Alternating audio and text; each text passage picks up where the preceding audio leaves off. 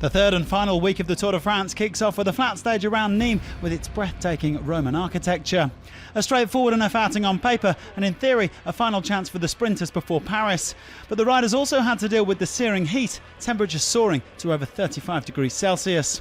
That didn't stop the day's breakaway, covering over 45k in the first hour, with Jumbo-Visma pacing the peloton for Dylan Groenewegen. 5 men in the lead, including the familiar face of Stefan Rossetto. The Frenchman joined by his compatriots Alexis Goujon and Paul Orselin, plus Lukas Wisniewski and 39-year-old Lars Bak, the oldest rider in the race.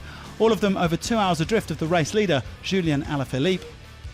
Well, the peloton keeping the gap steady at under 2 minutes. After crossing the magnificent Pont du Gard, there was a scare for Geraint Thomas. The defending champion crashing at low speed. No real damage done, just a few grazes, and the Welshman was quickly ushered back to the pack. Lars Bak roaring through for maximum points at the intermediate sprint, which wasn't contested by the break. A different story in the peloton though, Viviani darting in front for 10 points ahead of Sonny Colbrelli and Peter Sagan. Well, the peloton just toying with the breakaway, bringing the gap down to under a minute in the final 50k, although they didn't want to catch them too early. There was then another crash with 28k to go, and this time with serious consequences. Astana leader Jakob Fuglsang forced to abandon the race. He'd already crashed on stage 1, starting the day 9th overall, but over 5 minutes off the pace.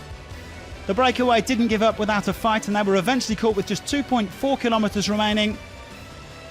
The sprinters looking to elbow out some room on the run back into Nîmes. And the usual suspects, Viviani, Sagan, Groenewegen and Ewan, all hoping to conquer a second stage win. Caleb Ewan opens up. He gets balked by Richesi. Viviani versus Ewan. It's Caleb. He collects his second.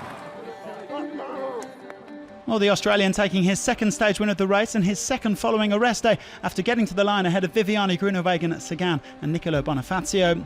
Alexander Kristoff, the last winner in Nîmes, could only manage 9th, while Roman Kreuziger and Nairo Quintana both lost a minute, damaging their hopes of a top 10 finish overall. To be honest, I felt so bad today during the day.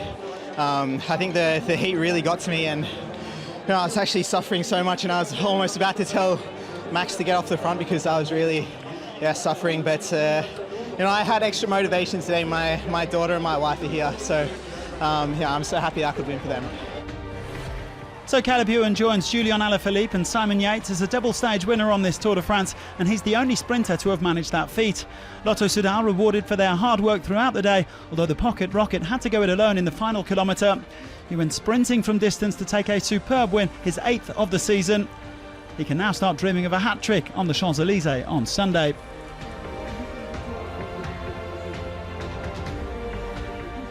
Alaphilippe still leads the race by 1 minute and 35 seconds, with the next 5 riders separated by 39 seconds. Fuglsang's withdrawal sees Richie Porte move up into the top 10.